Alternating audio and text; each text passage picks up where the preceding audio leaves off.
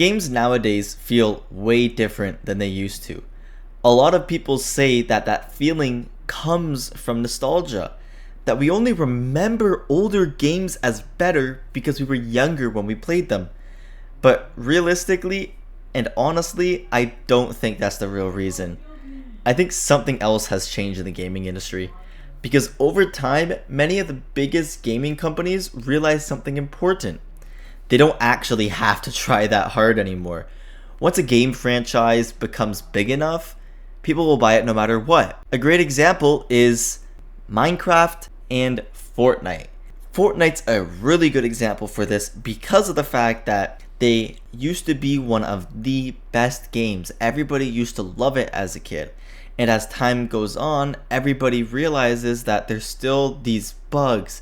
They don't really change anything about the game itself. They just continue to add one broken item into the game that everybody absolutely hates, but everybody still plays. They still buy the new skins because of the fact that people are loyal to this franchise and are just have like this slight addiction to the game. If you sit and you really think about some of the biggest franchises in gaming history, you'll start to notice a pattern. Every year, or at least every couple of years, a new version of the game releases and it instantly sells millions of copies. But when you actually look at the game itself, it often isn't that much different from the previous one. The gameplay loop is usually the same, if not extremely similar. The same goes with the mechanics as well. Most of them are barely changed. And sometimes even the maps and features just overall feel very familiar. But despite this, these games continue to dominate the market. One of the clearest examples of this is the Call of Duty series, published by Activision. Call of Duty has been releasing new titles for years and years, and each one sells extremely well. While the games do not change, in certain ways, the core gameplay formula often stays very similar from release to release. When most franchises reach a certain level of popularity, something very interesting actually begins to happen. And the company making the game, they no longer need to take major creative risks anymore. They don't need to completely reinvent the gameplay or introduce revolutionary systems. Instead, they could just focus on making something that feels familiar to players while still being marketed as a new experience. This pattern is seen all the time with sports games published by Electronic Arts, such as Madden NFL and EA Sports FC. Some other games as Call of Duty, you'll see that they always update the graphics, they'll add a couple new guns, maybe a few new maps, but there's not really any new game modes or any differences in the actual gameplay. And these games all release new versions almost every year, and while they may introduce updated rosters and, like I said, graphical improvements or small gameplay adjustments like guns or new maps, many players feel that the overall experience, including myself, doesn't exactly change from year to year. But I understand, because from a business perspective, this approach makes sense. Innovation is extremely risky. Spending years and years developing completely new mechanics or gameplay systems could completely backfire and lose so much money if players don't like the changes. And on the other hand, repeating a formula that has already proven successful is just much safer. If millions of players bought the last game, there's a really high chance millions will buy the next one too. Another thing that becomes really noticeable when looking at modern games is where the development effort often goes. For the most part, it's not really focused entirely on new gameplay mechanics or major innovations. Instead, a lot of attention goes into systems that keep players engaged for long periods of time. Like I was saying earlier, a new map or some cosmetics like some new skins, this does wonders. These cosmetic items, seasonal updates, and battle pass systems, they keep players engaged. Many modern games rely on these features to generate ongoing revenue. For example, games like Fortnite by Epic and Overwatch 2 by Blizzard Entertainment, they often used battle passes and cosmetic purchases to keep players engaged over time. Everybody wants to get that new cool looking skin. These systems are designed to actually encourage players to return regularly and sometimes spend additional money.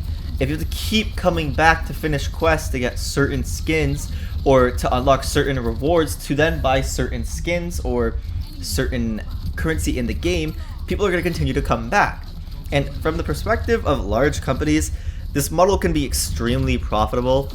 I mean, rather than building completely new gameplay experiences every year, the focus shifts towards maintaining a steady stream of content that keeps players active in the game. And of course, the reason this system continues to work really well is because us as players, we just keep supporting this. If millions of people are constantly stopping with buying these games every year, companies are going to be forced to rethink their approach. But the reality is that many of these players continue to purchase the next installment in a franchise as soon as it releases. I mean, there are a lot of reasons for this. Sometimes it's because their friends are playing the new game and they want to join in. Other times it could be because they've played the series for years and buying the next entry just simply feels natural. In competitive games especially, players often move to the newest version because that's where the active community is. Marketing also plays a major role. I mean, big companies like Electronic Arts and Activision spend huge amounts of money promoting their games. When millions of players see trailers, advertisements, and influencers playing the newest release, it creates a huge sense that the new game is something everyone should experience. Another factor that plays into this is the risk associated with innovation. Creating something completely new in gaming is extremely difficult and expensive. If a studio spends years building a new engine, designing new mechanics, and experimenting with different gameplay systems, there's always this chance that the final product might not resonate what players want. It could just completely fail. And if this happens, the company could lose and would lose a massive amount of money.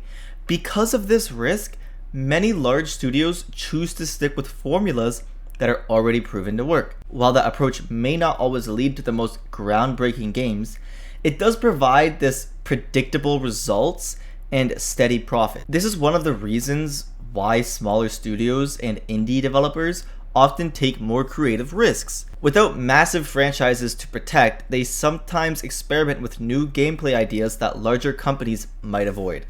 So when your friends are telling you that modern games feel lazy, or there's YouTubers telling you that they're less creative than they used to be, the reality is actually more complicated than that.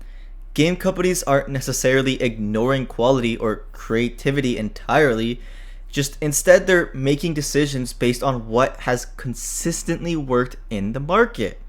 I've proven this with my video prior. As long as players continue to buy the same franchises year after year after year, companies have very little incentive to completely renovate them and reinvent them. With that in mind, the real question becomes whether players actually want something different. If people continue supporting the same formulas and franchises, companies will keep producing them. But if players start demanding more innovation and new ideas, the industry could eventually shift in that direction again. I'm curious to hear what you think about this. Do you think modern games are becoming less creative, or do you think the difference is mostly nostalgia? Let me know your thoughts in the comments below. Also, if you joined this video, you might enjoy these other ones on the screen here.